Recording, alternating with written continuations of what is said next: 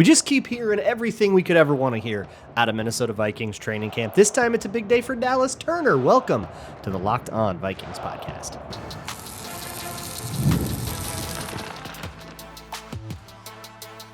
You are Locked On Vikings, your daily Minnesota Vikings podcast, part of the Locked On Podcast Network, your team every day.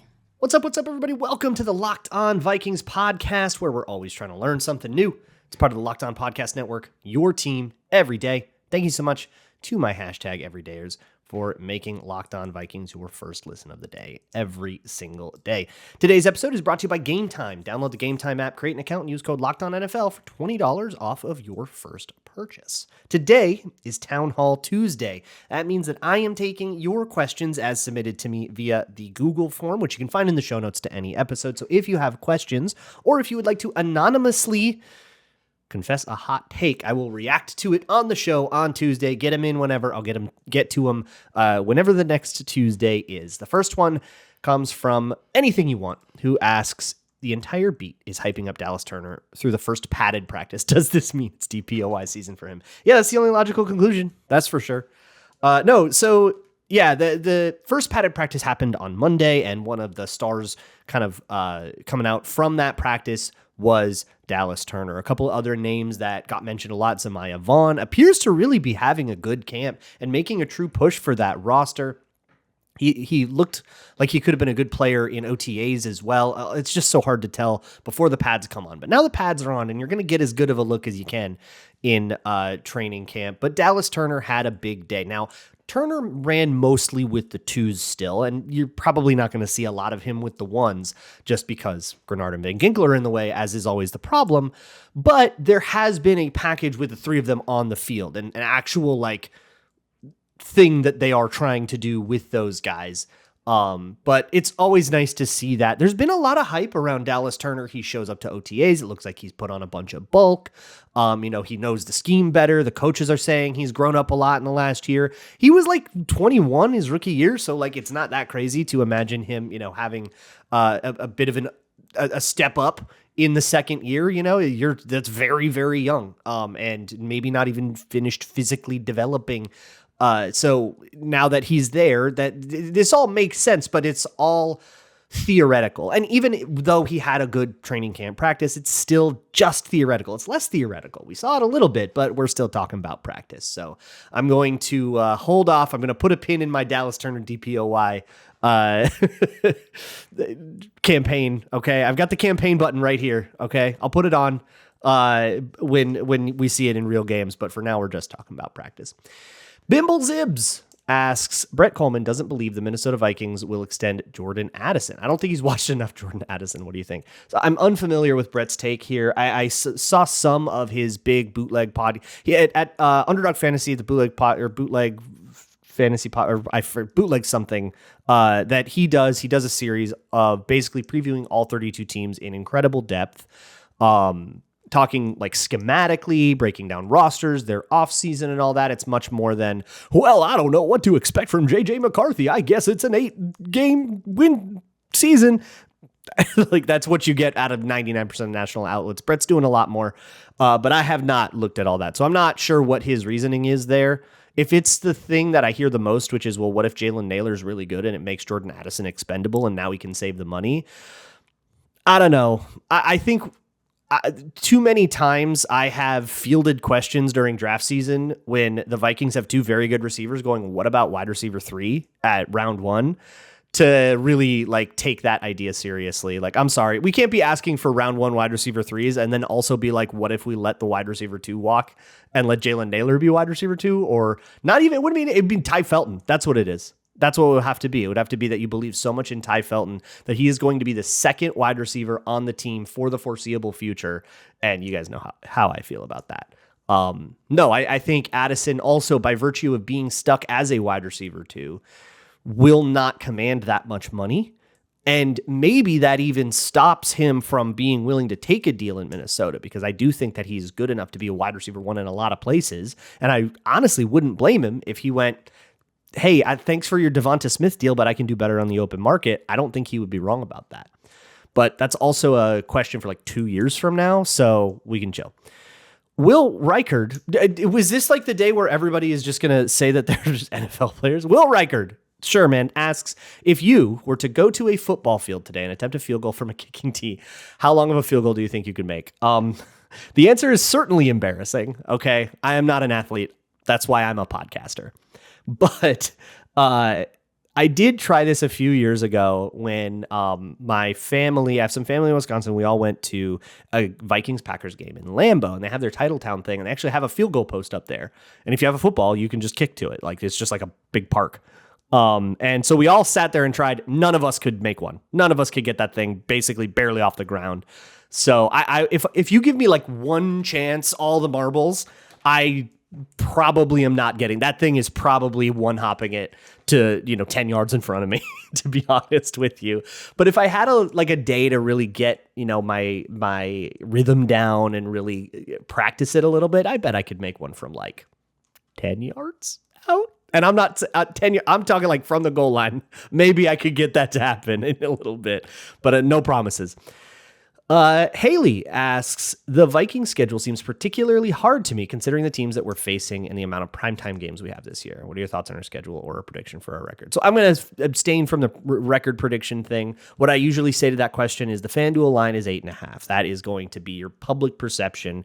That is what people think the Vikings will do this year, which is where Vegas tends to stick teams, especially FanDuel, that they don't really know what to make of. And because JJ McCarthy is an uncertainty, they say, I don't know, 8-9, 9-8.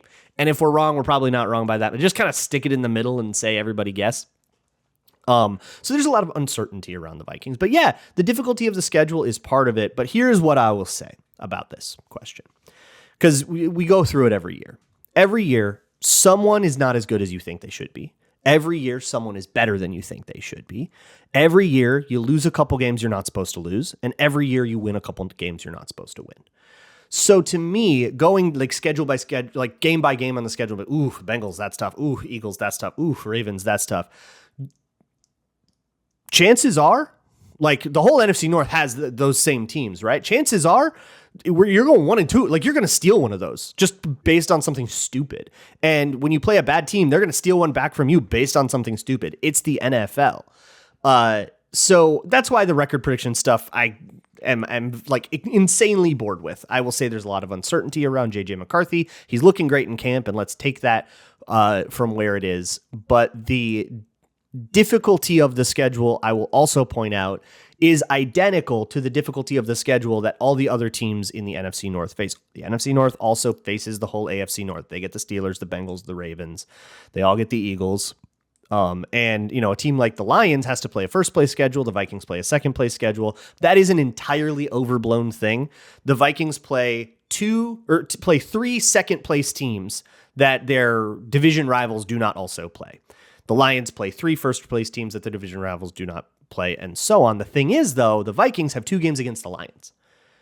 The Lions do not have to play the Lions. That is a big part of the strength of schedule. The Packers have to play the Lions and the Vikings. The Vikings don't have to play the Vikings. Vikings play the Packers and that means that essentially the Lions play 3 first place teams, and the Vikings and Packers each play 2 first place teams instead.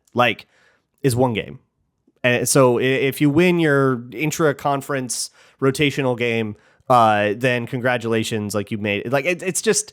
It's meant to be even, and there's so much parity in the league, and there's so much change in the league.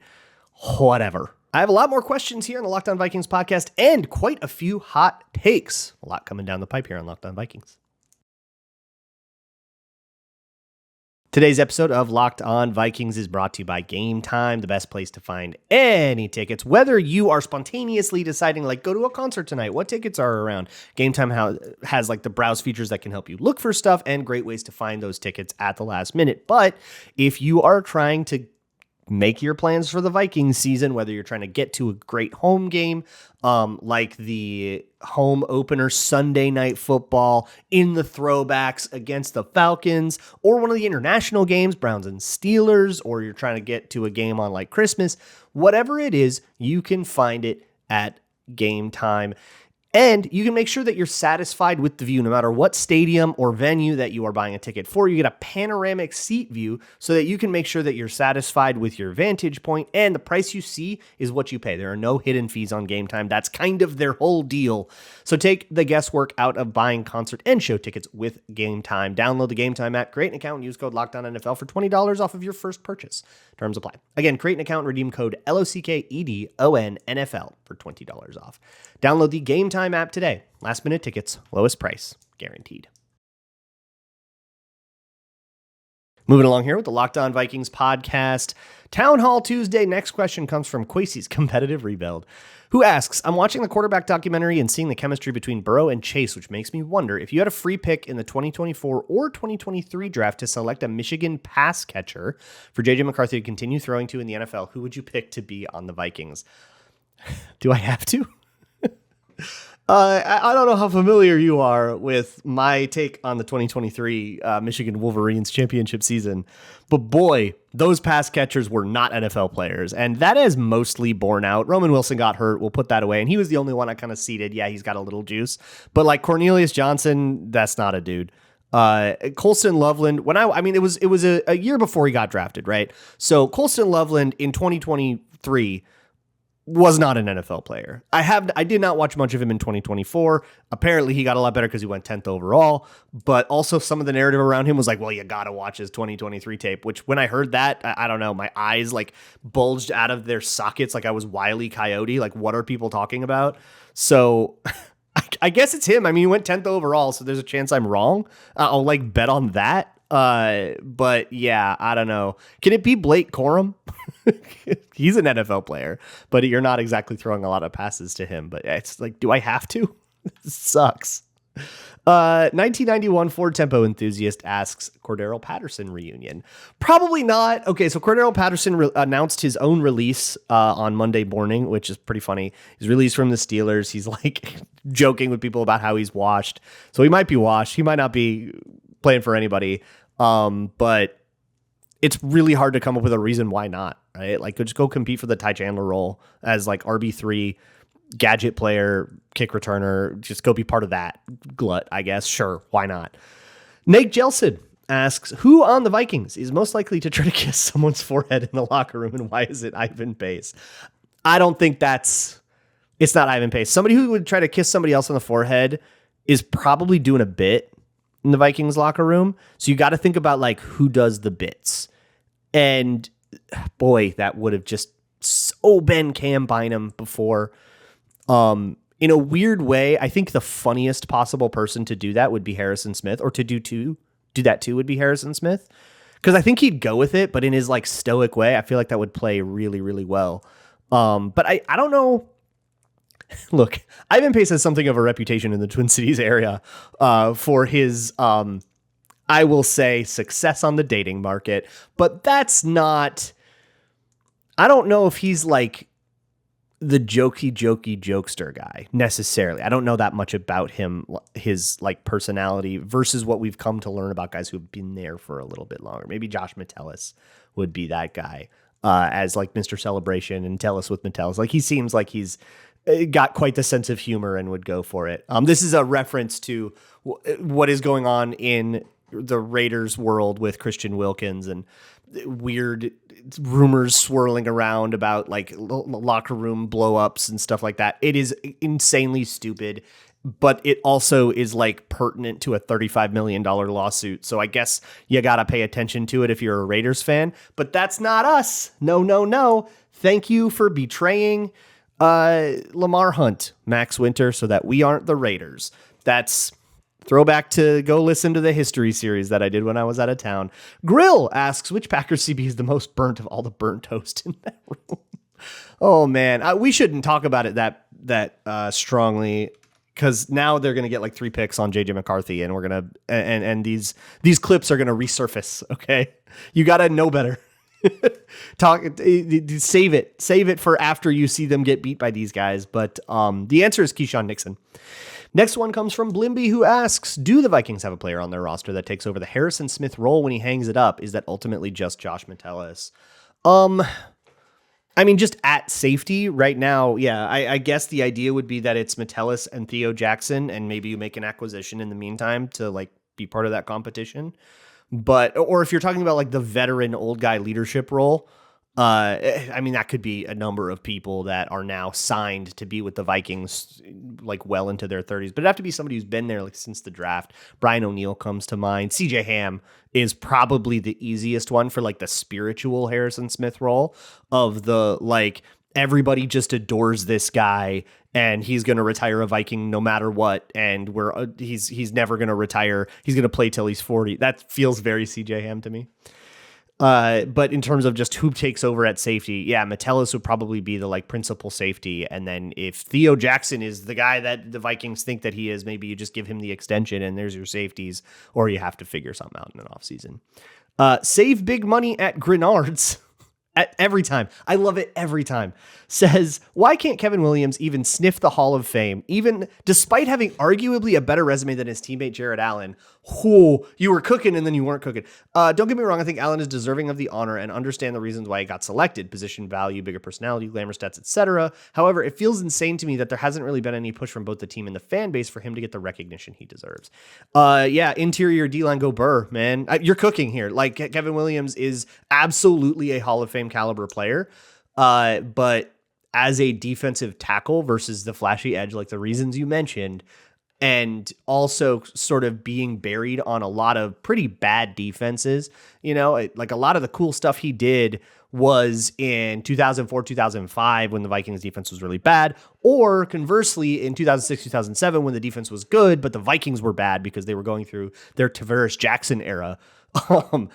And kind of getting stuck up in the, you know, the Christian Ponder, early Christian Ponder years.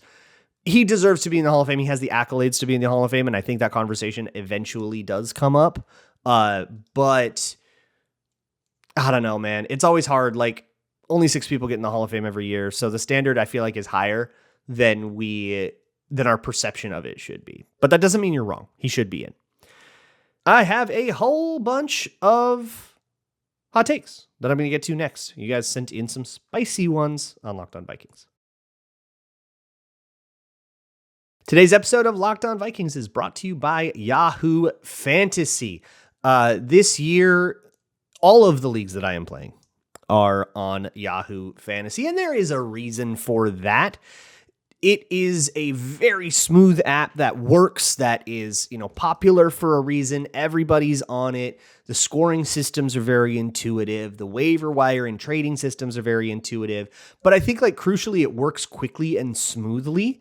And you have all these fun little message board features and their game recap features and stuff that add a little extra flair to your fantasy season. They've been around for 28 years, and they've been doing good stuff for 28 years. To celebrate those 28 years of fantasy greatness, Yahoo Fantasy is dropping 28 big new features over 28 days, giving you more ways to play, more ways to draft, and more ways to win.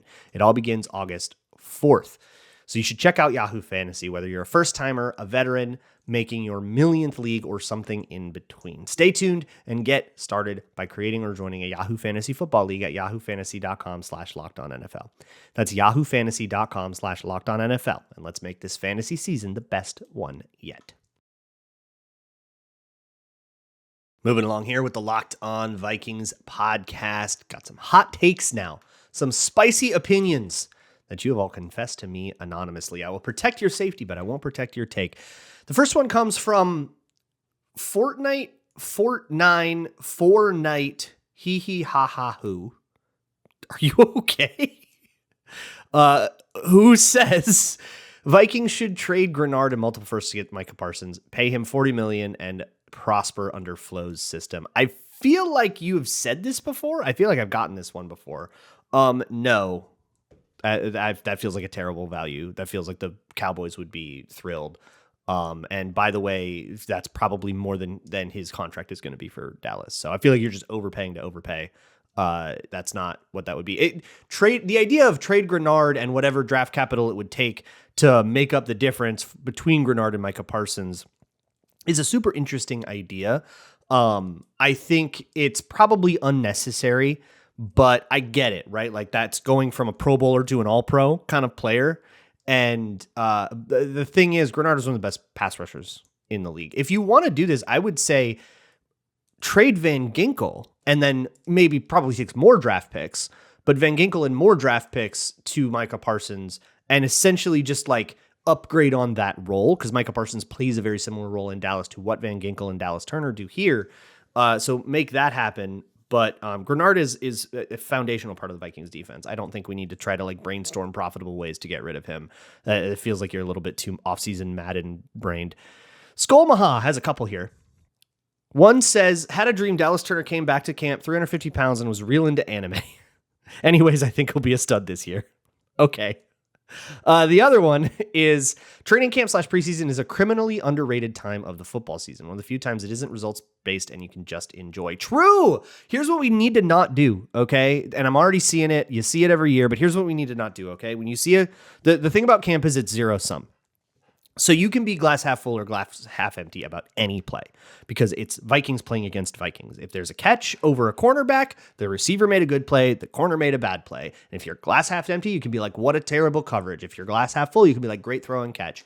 And you can do that with everything, right? I saw one, I think there was a tweet from the first padded practice where there was a situational drill and Jonathan Grenard got 2 sacks and essentially exploded the whole drill on his own. And some people say, oh, sweet, Jonathan Grenard sighting. Love to see that. You know, he's such a stud. That's awesome. And a lot of people are like, oh, no, the O-line is terrible. Well, for one, that's just in school. Okay, calm down. But for two, it's practice. There is going to be a loser on every rep where something happens. And if you want to focus on all the people who lost those reps and then be like down in the dumps about them, go ahead, but you're suffering. I think Skullmaha has the right idea here. Just sit back and enjoy some cool stuff. Hey, that was a really awesome pass JJ McCarthy threw to Lucky Jackson in a tight window. You don't need to make a big deal about the fact that I think it was Theo Jackson that didn't quite make the play, that he was really close to making the play, but didn't. Actually, it was pretty good play from Theo Jackson to even get close there to me. But that's, I guess the other way to look at this is like, there is a difference between, you know, a good offensive play leading to production and a bad defensive play leading to production. And if you want to learn the ins and outs of any given position, you can get to a point where you understand the difference between the two, right? And I don't feel super confident in my knowledge base to that effect, but I think that's a way to approach it, right? Hey, did I just see a good offensive play or a bad defensive play? Or if it was a defensive play, good defensive play, bad offensive play, right? Like vice versa. That has helped me a lot when I was like watching offensive linemen for the draft, right? You can see, wow, that was a terrible pass rush. That I'm not giving you any credit for winning that one. Or, wow, that was a really nasty pass rush, and it was pretty cool that you were able to handle it. Like, there's a big difference there. And in these camp reps, you can shortcut it by saying, okay, well, that's Khalif Hassali or whatever his name is. So I'm probably not super impressed that you like beat him in a rep. But I'm also, what if that was a good coverage rep and like a tight window is a tight window. I don't care about the jersey number, right? So that could still be a good throw, even if it's a tight window and a third teamer maybe almost made a good play, but a tight throw took it away. That's a much like there's a lot more layers to that, and there's a lot more information in that kind of takeaway if you want to try to do it. This is a complete tangent, far off of what the hot take was, but I felt it needed to be said. Okay, don't be Mr. Zero Sum. Don't be Mr. Glass half empty, glass half full. Try to, if you're gonna evaluate camp clips, if you're going to be that degen, all right, and I'm certainly not going to be throwing stones there, okay? My house is very glass in that regard. If you're going to be that kind of degen, try to be smart about it and identify if someone's making a good play or a bad play, but just saying, oh, roll my eyes, offensive line is bad again. You're just whining to whine. Luke in Maine, I get it, says, I really think the plan could be to replace Flo when he leaves and go for a guy off of the Mike McDonald scheme. It's the closest adjacent and a trend for a reason. It's a great system. No, it's going to be the Belichick scheme. That's the closest adjacent because the Belichick scheme holds a lot of the same DNA. So you have a lot of the same front principles. The blitzes are constructed in the same way. You might not have the same guy actually designing those blitzes, but you have the same building blocks and communication system. So it would work for all of the veteran players in the team. It's got to be off the Belichick tree. Unless they decide, hey, this Flores thing was cool, but we're going to go a totally different direction, and we're not going to try to keep the same scheme at all. Make the same decision basically they made by not hiring a Fangio guy and getting Flores instead. They want to run that decision back, which I would super get. Then maybe it's somebody off the Mike McDonald tree. But I would imagine they're going to try to get, your latest fired Belichick disciple head coach, your Gerard Mayo. We'll see what Mike Vrabel's up to that year. Vikings guy says, I was at training camp Saturday and I talked to Isaiah Rodgers signing autographs after practice. I said, you have to pick off Jordan Love once. And he replied, no, I have to do it twice. So my hot take is Rodgers picks off Jordan Love twice. That rules. That's all. I really hope that is a real story. I have no reason to not believe you, Vikings guy, except for the fact that you're a person on the internet. But that rules. Kale Chips says, Jeff Okudah being a starter on the depth chart means nothing at this point. I could easily see him ending up a practice squad player by the end of camp, a la Joejuan Williams. Super true. Absolutely. These are not hot takes. This is absolutely, yeah, it's camp. Again, we're talking about practice. This is stuff happening in shorts. By the way, Mekhi Blackmon did work in a little bit more with the ones as the CB3 in Monday's practice. So that I may have jumped the gun a little bit, been a little premature there with sort of declaring Jeff Okudah the starter, but I have no regrets about doing work on him and actually like trying to get a sense for his game, because now I get it, but I still hope that Mekhi Blackmon can rise above the level that Jeff Okudah has been the last few years and win that job. If Okudah just kind of gets it by default, that would kind of suck. But we're still the fat lady hasn't sung on that one. Mauricio says, I'm tired of pretending McCarthy can't be goated with the sauce. I recognize this will be his first time starting, but out of the past 7 years, we've had 3 absolutely stud QB seasons from first-time starters that would actually absolutely make the Vikings Super Bowl contenders. Herbert, Daniels, and Mahomes. I recognize that it's a small sample size, but why can't we be super optimistic about McCarthy? There's a 43% chance the QB will come out of nowhere, that a QB will come out of nowhere and tear the league apart. What is that stat? Where's that from? Citation needed. Why can't it be the Vikings QB? He certainly has a supporting cast to do it. You heard it here first. McCarthy will be this year's breakout QB that will make even the likes of Thor Nystrom seem pessimistic. Okay, first reaction, Cook. Okay, absolutely. Speak it into the ether. Your lips to God's ears. Here is something I'm going to point out. Okay, this is incredibly trendy based analysis. This is an entirely unserious point, but I'm going to say it anyways because we're at the end of a Townhall Tuesday.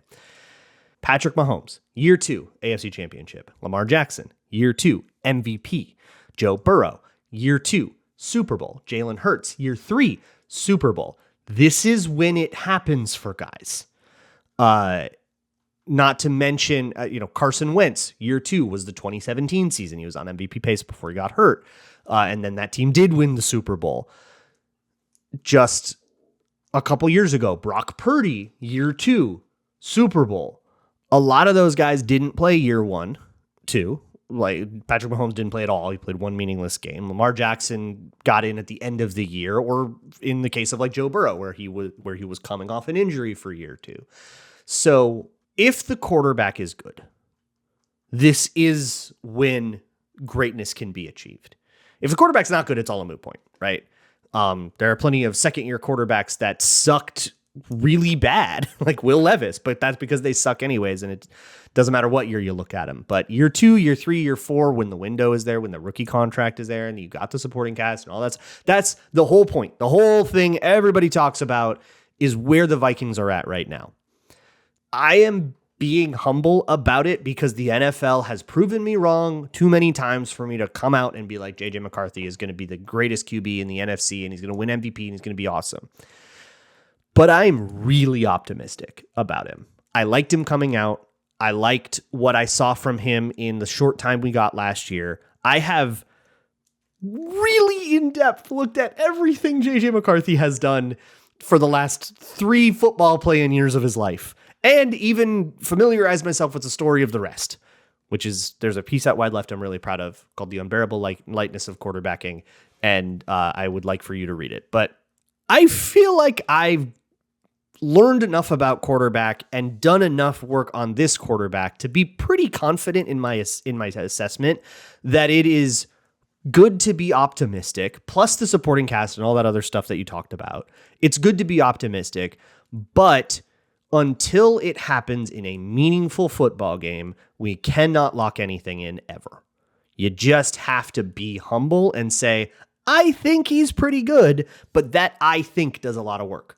I think he's going to be good is different than he's going to be good. So I'm going to say, I think he's going to be good. And here's all my reasons why. And I can point you to hours and hours and hours of content.